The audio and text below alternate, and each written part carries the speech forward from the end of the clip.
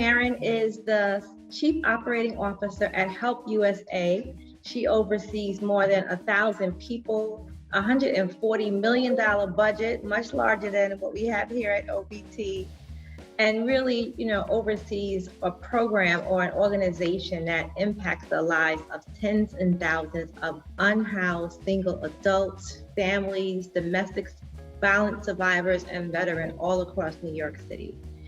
They have more than 30 homeless shelters and programs across New York City.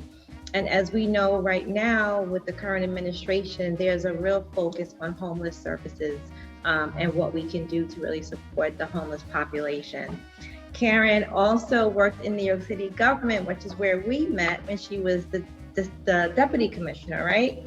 For the Department of Homeless Services, overseeing a very large portfolio, but really started her journey, her leadership journey as a social worker, getting her bachelor's in social work from Adelphi, her master's in social work from Fordham, and really started as an outreach worker. So Karen, I'm so happy that you decided to join us today for our Women's History Month Town Hall. Thank you, Dr. Williams. I'm extremely honored to be here. Welcome to OBT staff, your colleagues. This is a great opportunity for me, and it's always good for us to connect and share our experiences, our perspectives, right, and our journey. Absolutely, absolutely. And we couldn't let Women's History Month go out without having a conversation. We wanted to start, a town hall series here at OBT, and I think this is a great way to start having this conversation, especially now. So this will be just a talk to get to know you, get your perspective. We'll focus on 3 main questions. Just tell us, how you feel about it, your different perspectives, and then we'll go from there. Sound good? Sounds good. Thank you. So, when Mayor Adams started his administration, he really made a point to ensure that he appointed women leaders. And the theme, as we'll talk about later, for Women's History Month is women promoting healing and promoting hope, but to break the bias. So I just talked about your great leadership journey. So I was just wondering if you can just share some of your insight on that journey to where you are now. Some key pivotal moments that impacted your leadership journey, and in particular, how it's helped you in where you are now, leading one of the largest not-for-profit organizations that we have in New York City. Well, thank you so much. That's not a very tough question, because for us as women in leadership, it's extremely important for us to be able to share that and be transparent. And it's not tough coming from you, Dr. Williams, because that's been the foundation of our relationship, right? We connected as women in leadership at city government, when I was at city government and you were running another really large not-for-profit organization. And it was just the natural thing for us to do, was to connect with one another, to be able to support one another, and to be able to share and help uplift and help share information, but with the common goal of making sure that we are providing the best possible services that we could to our clients, right? Also, and being the best possible leaders that we could be to our staff. So that's our foundation. And again, that makes it easier for me to have these conversations with you.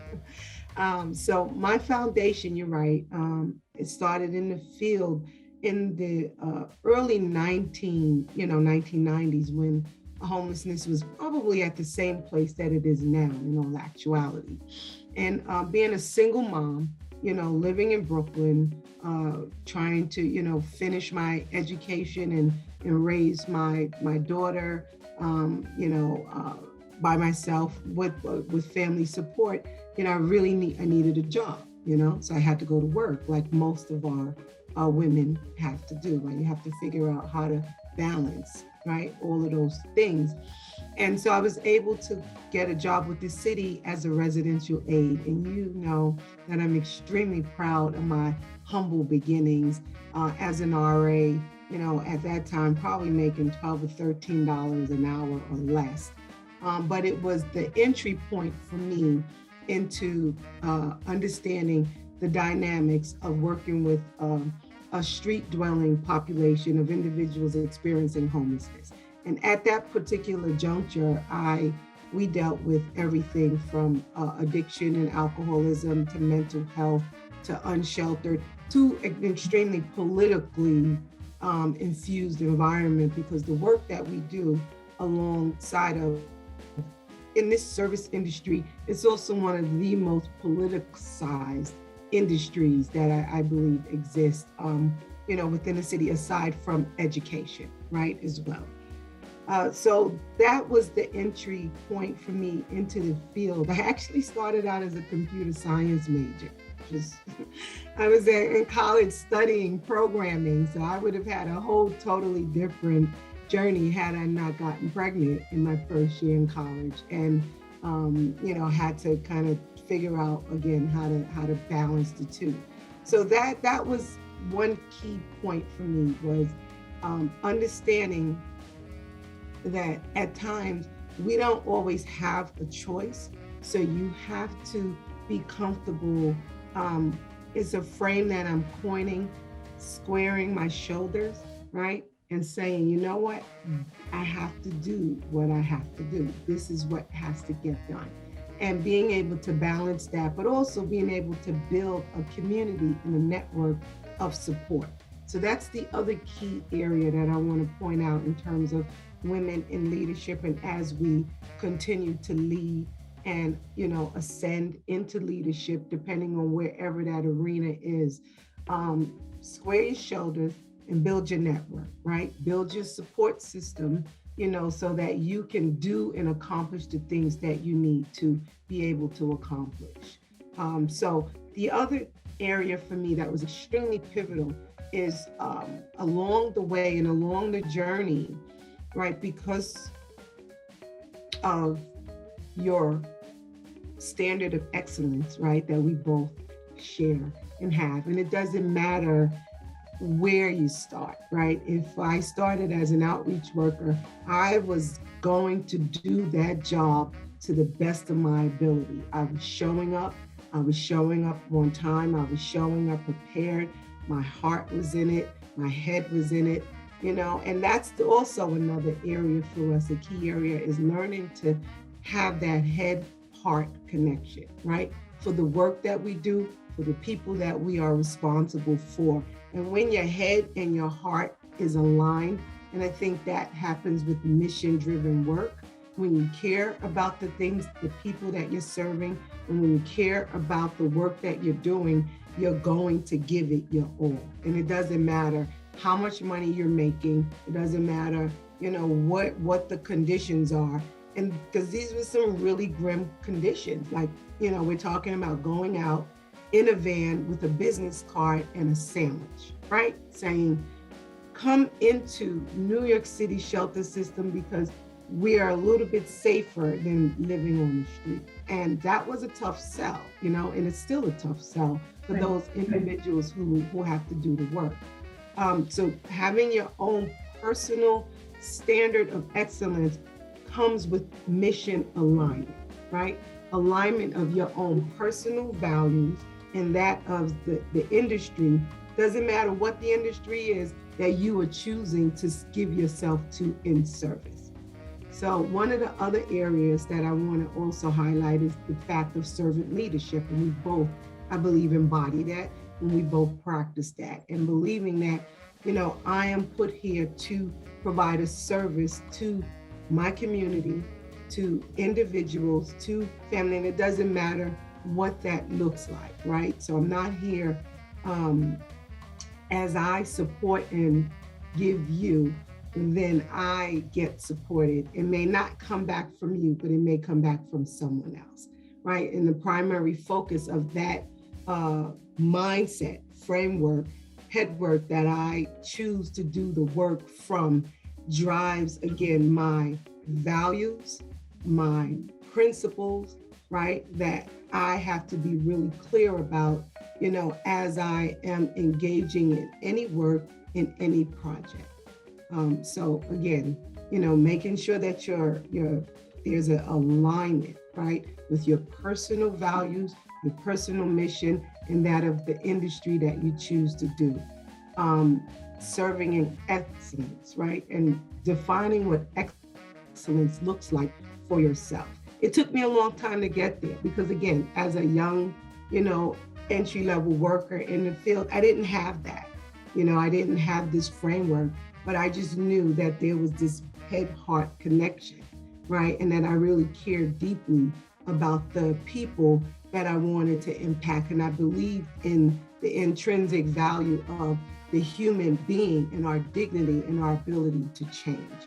Because again, growing up in Brooklyn, in that area, living in public housing, being the first of my family of 9 siblings to graduate college, I saw some things, right? I saw some things that could have impacted my life in a very negative way and derailed a lot of things. And I saw some things that impacted my life in a very positive way, and being able to have that community, that I was able to embrace the positive community. So I believed in the transcendent value of the human individual to transcend their situation, and that helped propel me and move me forward. The other area, and tell me when you want to cut in. No, go ahead. Tell us the other area, then we'll get to the second question. Yeah, the other area for me is mentorship. Yes, very important. Huge, big deal, foundational to our ability to grow. And mentorship that opens doors for you, but also holds your hand through that door and then knows, when to let go, right? And allow you to, move forward on your own, but always being there to just take that phone call.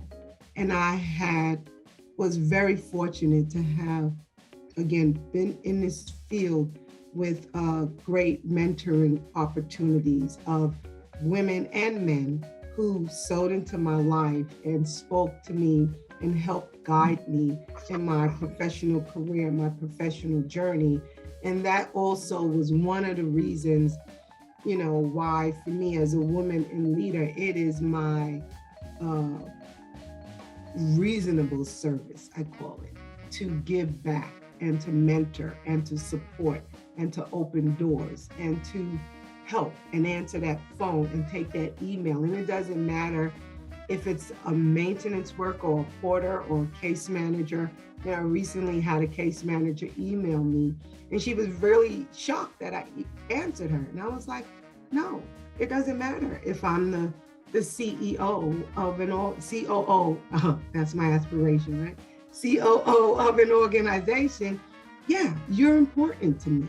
And I'm going to answer you and I'm going to connect you because she had a question about career growth and opportunity. And that doesn't require a lot. So I can go on and on. I'm extremely passionate about all of this conversation, Dr. Williams. Thank you. No, I know, which is why, I'm so excited to be able to have this conversation with you today. It's so important, a lot of the things that you're saying. Mentorship, goes hand in hand with leadership. So for you to include that in your leadership journey is critical. And, with that servant leadership, we're here to serve. We're providing a service to our constituents, our clients, our participants, but also our entire organization. So I'm so glad you mentioned that. You are a phenomenal leader. So really, happy that you're taking the time to speak to us today. Which brings me to the second topic that we talked about. You have had your ear to the ground, literally, with, helping individuals in their time of need, helping marginalized communities, individuals who are usually forgotten about, not just in New York City, but in our country overall. And just looking at, the mission of OBT, our mission is to break the cycle of poverty and inequity related to the workforce, and to really strengthen the workforce.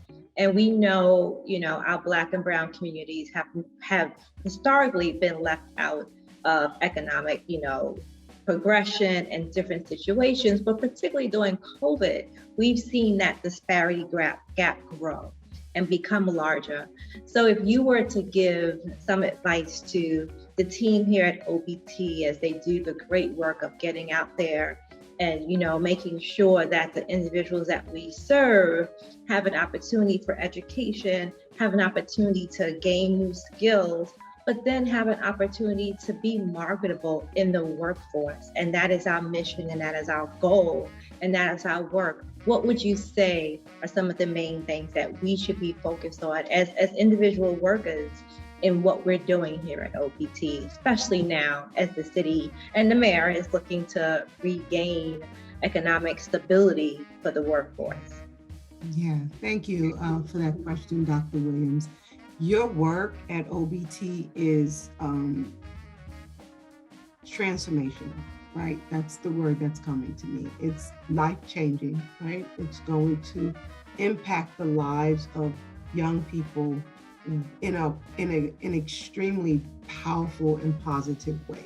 So the first thing is that we have to be intentional about that work, right? Because we know that the mandate is extremely high.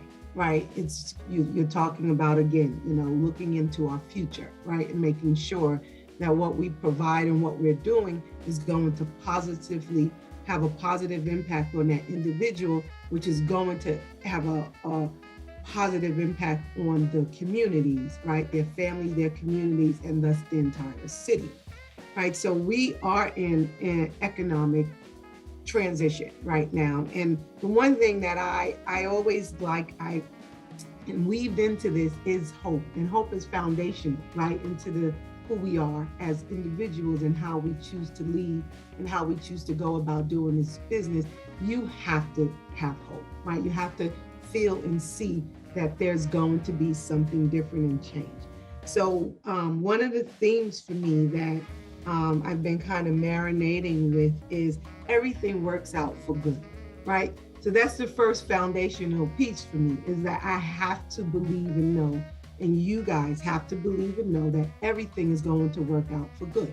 And in this difficult situation is an opportunity, right? And a lot of folks took opportunities during COVID. We are in the year 3 of COVID. Yes. That's a huge one, right? So what did we do, right, as an organization, first as an individual, as an organization, like what did you do during this COVID? Did you, take the time to do a better place, better yourself, and better the organization? So we have seen record numbers, of unemployment loss. Like, during the unemployment rate is the highest in New York City amongst all of the major cities. We were at like a 7.6%, with the Bronx being the highest at 11.1%, of course, within the 5 boroughs. And then we know, if we looked at communities of color, right, our BIPOC sisters and brothers, Black New Yorkers were disproportionately impacted by job losses during the pandemic, surrounding businesses, especially because we are service providers, right? So the service industry, the hospitality industry, the entertainment industry took a hard hit and have been really slow to recover. So beyond the employment numbers, the city's what we call our underemployment, right? And I'm speaking to the employment organization, right? Your part-time workers, it rose to 13.5%. So this was a 19% rise for Black residents, who make up a large share of the workers in the service industry, and the face-to-face jobs, right, that we know we historically are able to obtain. And we didn't have the opportunity, not on everyone, of working remotely, right?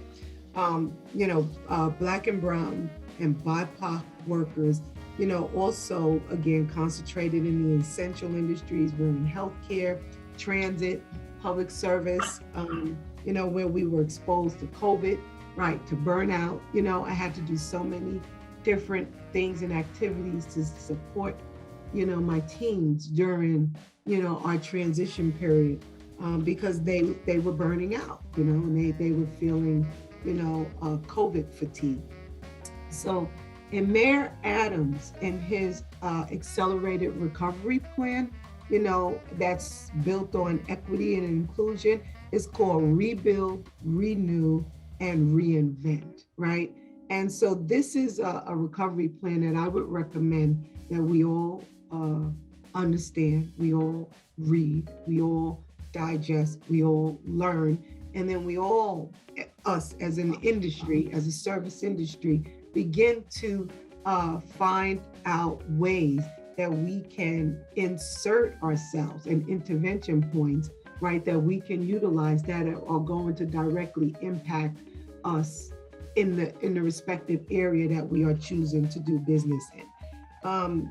There's 5 pillars to his plan, right? So one is restoring the city's economic engine and reactivating the public realm.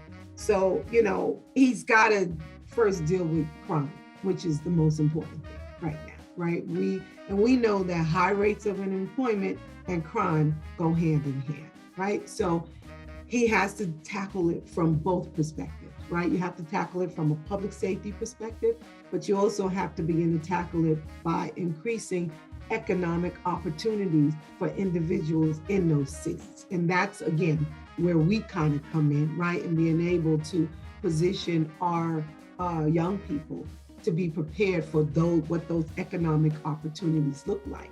I also think we need to think about equity really in a broad lens, right? Not everyone is college bound, right? I have my daughter went to college, my youngest son is in college, but my middle son chose entrepreneurial route, right? He likes to design, he wants to design clothing, he wants to have a trucking business. He didn't choose to go to college, so being able to help our young people understand that that's also a viable opportunity towards self-sustain, financial stability, right? Being able to connect to helping them, and I felt really proud. I just got to share this story. There was a family, and you ran family shelters, so you understand this dynamic. And she was a young person. She had a single mom. She had a child with special needs, and she was really doing the best that she could.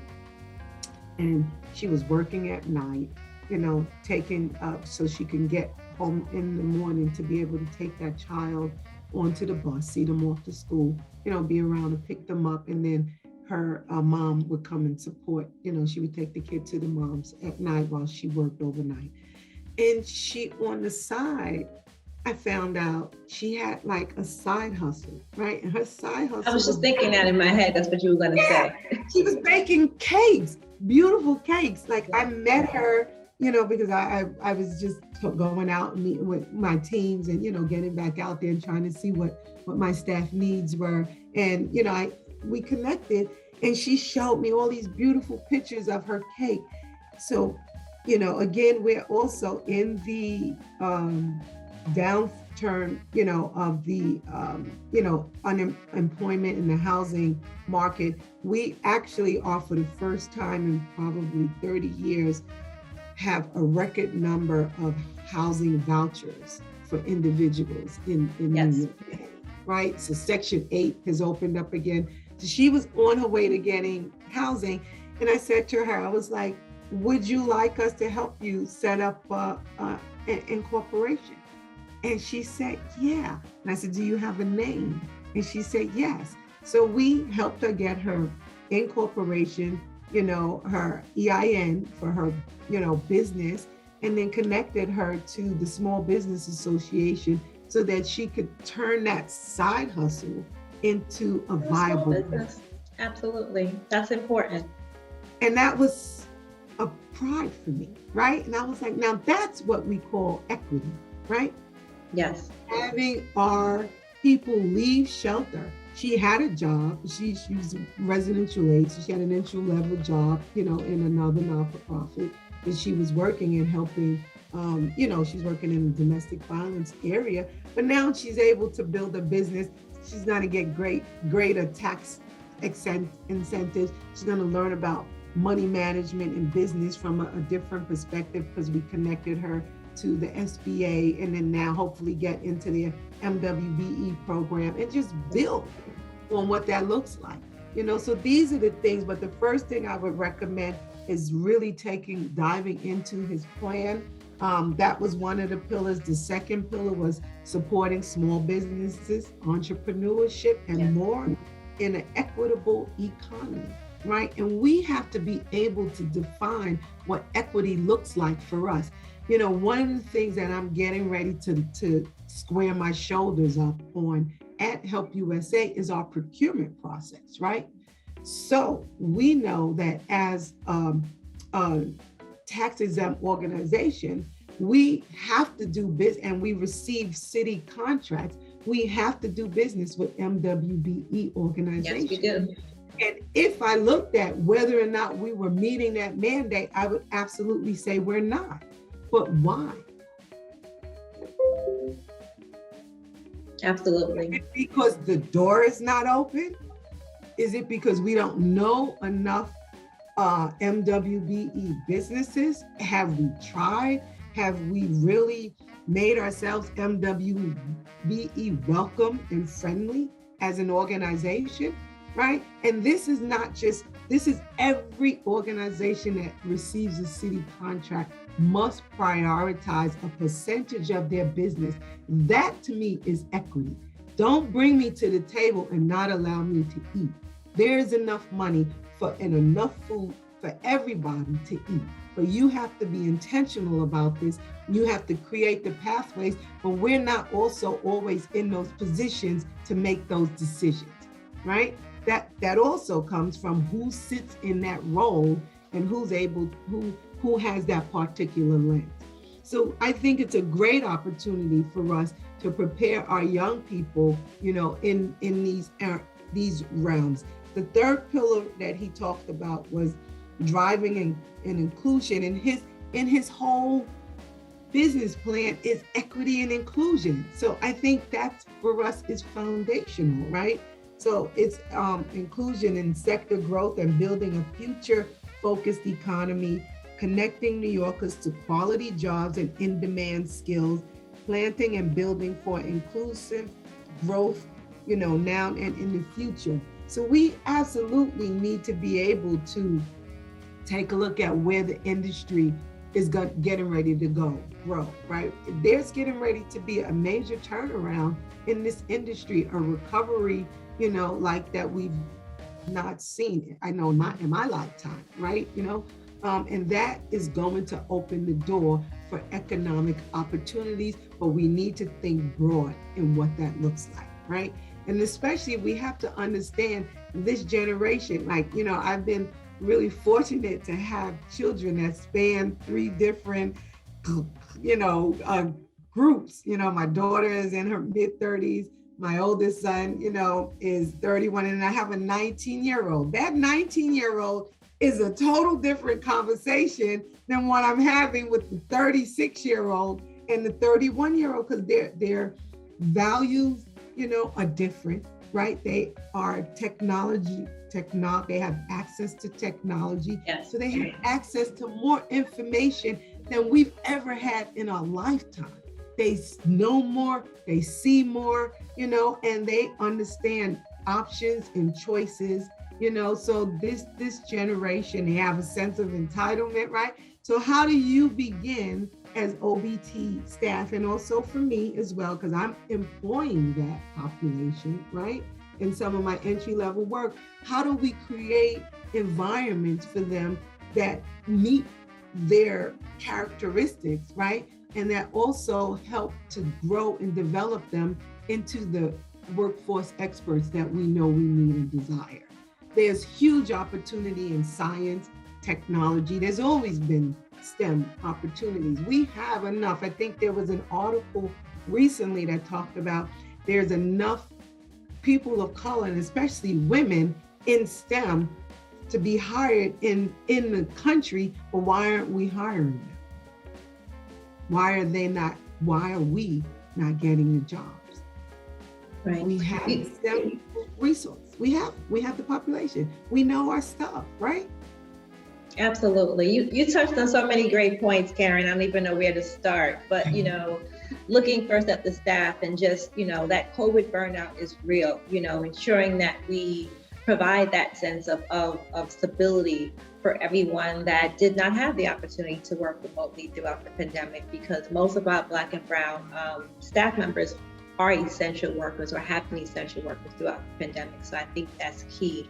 But also, looking at the equity point of view and ensuring that we identify and have a clear definition of what equity is, to make sure that we utilize that definition in our daily work, right? So interacting with those wonderful success stories like the one you mentioned at a sober boarding, you helped her to be able to create that small business and have that extra income, which helps with the recovery for the city.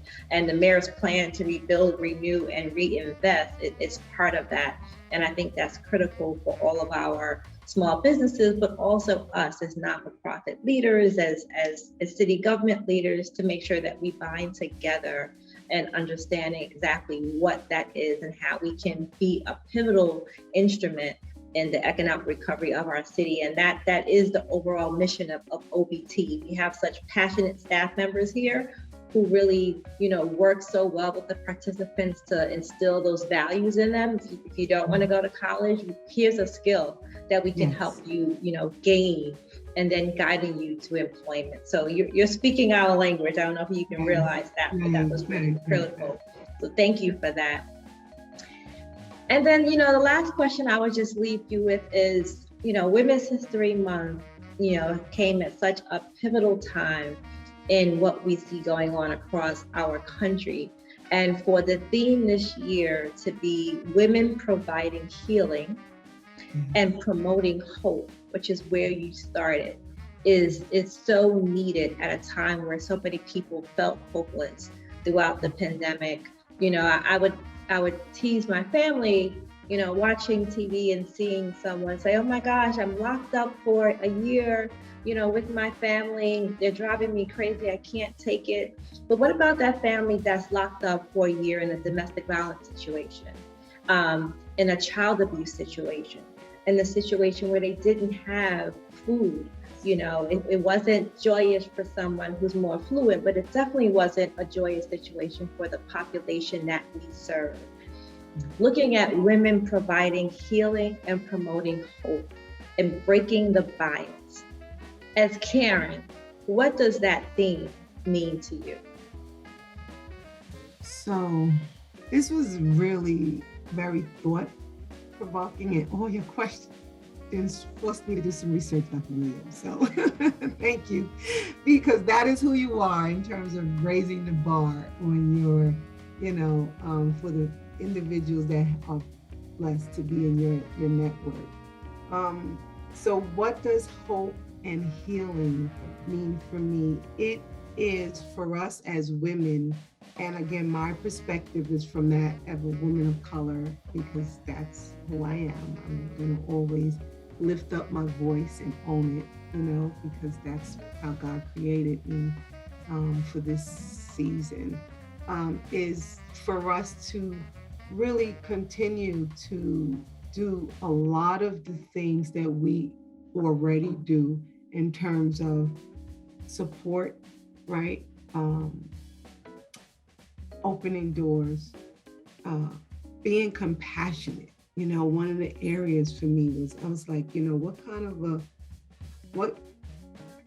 of a leader am I in this season, right? I'm just kind. My mother was kind. So it's just a general quality. My kids sometimes hate it. They're like, we're too kind, we need to be a little tougher. I'm like, no, so being kind, but I'm adding a layer of compassion on to that leadership spectrum and how I choose to interact with individuals, being understanding of exactly what you just said, right? That we're still in, right? Year 3 of a pandemic that a lot of individuals have never experienced, right? We know that when we do the research, the country has gone through like smallpox and, but we haven't seen any of that, right? I know I haven't. This is my first pandemic through my lifetime, besides HIV and AIDS, right? That was a pandemic, right? Yes. We watched that area. But I do feel like overlaying compassion onto everything we do as we interact with ourselves first, right? Being gentle, being kind, being compassionate, having your self-care together, right? Having your mental together, your spiritual together, your physical together, because you can't give what you don't have.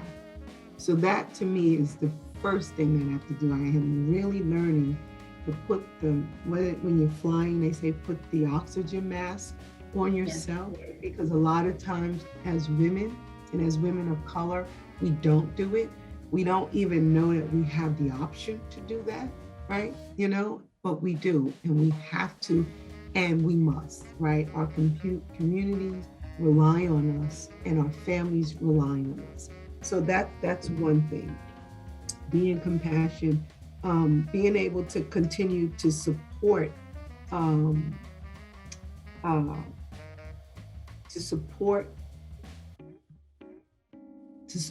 us ourselves as a community. This is a time for us to really be united and strategic in how we choose to use our collective voices, our collective resources, right? And your resources to me is your time, your talent, and your treasure. So if you may not have the treasure to give, you could give your time, right, to an important initiative or something that resonates with you, something that speaks to you, something, that I chose to teach. It's not for the money. I feel a sense of responsibility to help shape the minds of the next generation of social workers that are coming through the industry and through the field, and to use my experience. I volunteer in community efforts and community activities.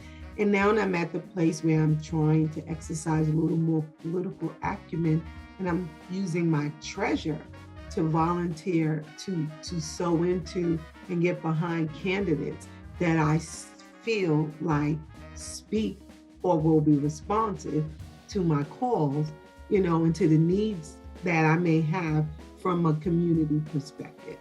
So I'm partnering with, from an organizational perspective. I do some work in my own individual perspective in that realm. But none of this is connected to the work that I do at Help USA, because we can't, right, give politically, we can't give our time. So a lot of this is what I choose to do on my own, to help leverage. So that's another area that helps for me with hope and healing. And then also my faith, helping us to, have faith, like I said, everything works out for good, right?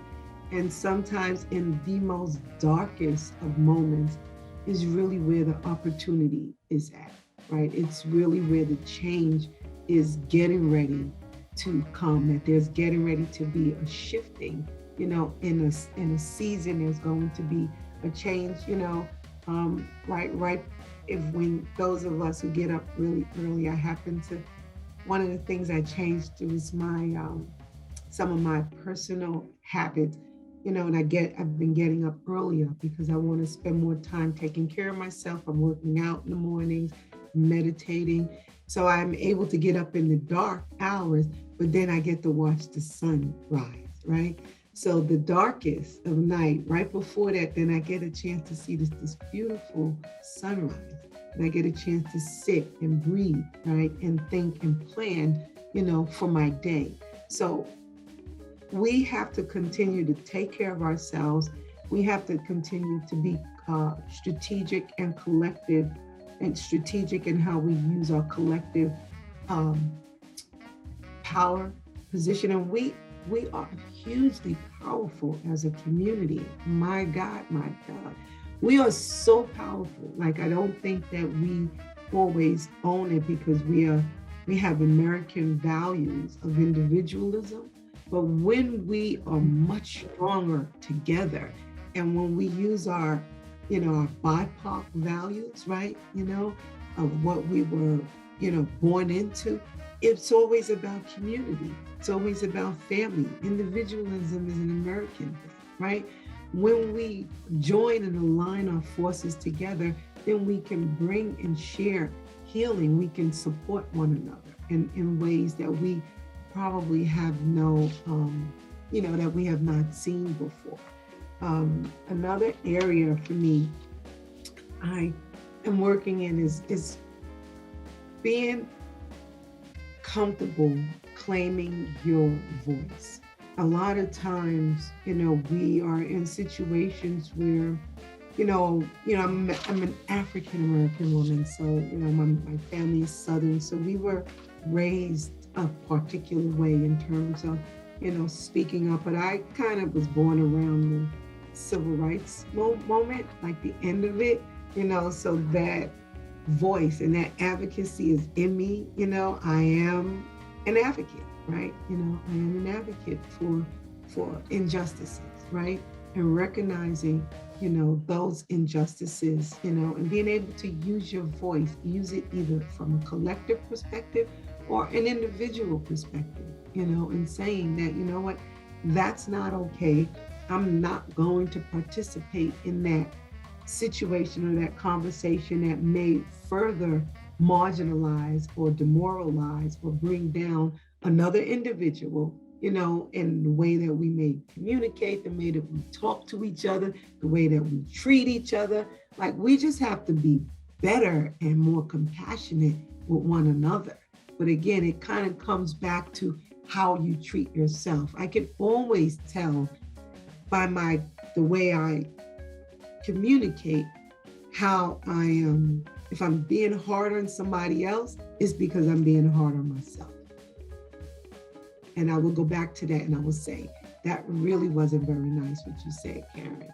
You may have been warranted. They may have deserved a little what I call a chin check, but that's really not nice, and what are you saying to yourself? Are you being hard on yourself?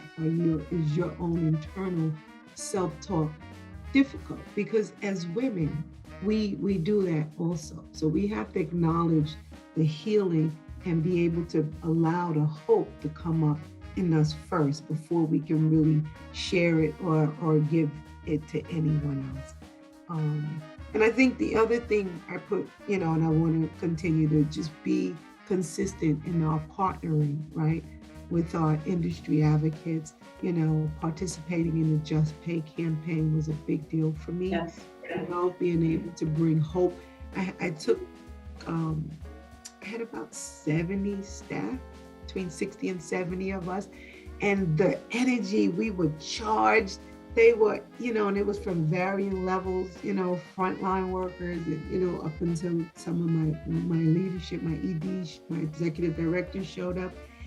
But we were charged. Everybody was charged. It was a wonderful opportunity, a wonderful event. We walked away feeling hopeful, right? That our collective voice, and then the healing comes in when you know that you're being heard, right? That people see you, right?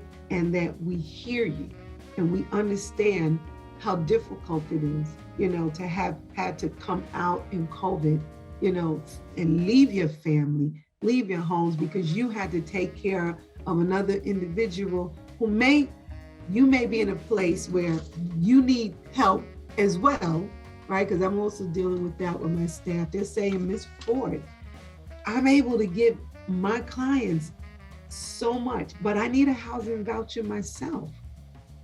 how can I get one? I make just a little bit more. They may make $45,000, right? Or $50,000. And, you know, because no matter what, the economy is still going. Like rent prices didn't go down. You may have had a minute to not have to pay your rent, but that rent didn't change. And actually food prices have gone up. Absolutely. You know? So how do we bring that? How do we build, that? And one of the things for me, my workforce is extremely important to me. You and I share that value and that passion. And I'm really getting creative. Like I'm getting ready to petition my CEO for us to create alternate streams of funding, because like 90% of our funding is government contract.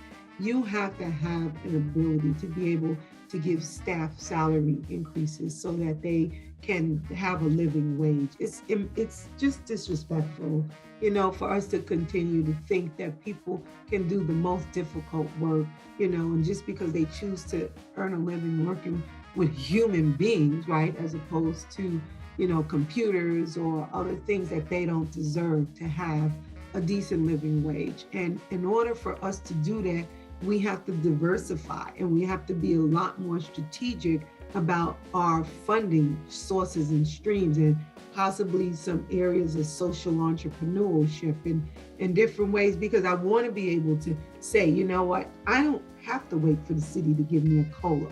We're going to give an annual COLA, whether or not they increase my contract or not, right? Absolutely. That's a value. That's a value. So. Yeah, absolutely. Your thought process is so aligned with everything that we're doing here at OBT and the things that we want to do, and the vision for OBT, and the vision for our staff and the participants that we serve. So it's always such a pleasure talking to you, because there's that confirmation of the thought process, the rooms that we sit in, the rooms that we're not invited to, but the conversation we know is being had. So it really is breathtaking to hear from you, Karen, and hear the things that you're talking about, because it truly aligns with my values and the things that we want to do here. So I appreciate it. Thank you for taking the time to speak with us during this lunchtime for Women's History Month. I'm grateful for your leadership at Help USA. You're a phenomenal person, phenomenal leader. Thank you for your thought process and the pillars that you've sown in related to economic recovery, related to just compassion and hope for the populations that we serve, related to our staff members. I greatly appreciate it. Is there anything that you would leave a nugget for the OPT community? I would, first of all, thank you for this opportunity to be able to share safely, right? And be able to speak my heart, right? Because not all the times do we get the chance to do that, like you said, depending on the rooms that you're in. So I appreciate that. And I would like to share, if you could just remember that everything works out for your good, right? So be patient. Be persistent, right? Be consistent. Square your shoulders, right? In the areas that you need to, just square them up, and stand tall, because your values, your mission, and the people that are depending on you need you, So that's it. That's what I believe. And I thank you so much. Thank you, Karen. Thank you for all you do at Help USA and outside of Help USA.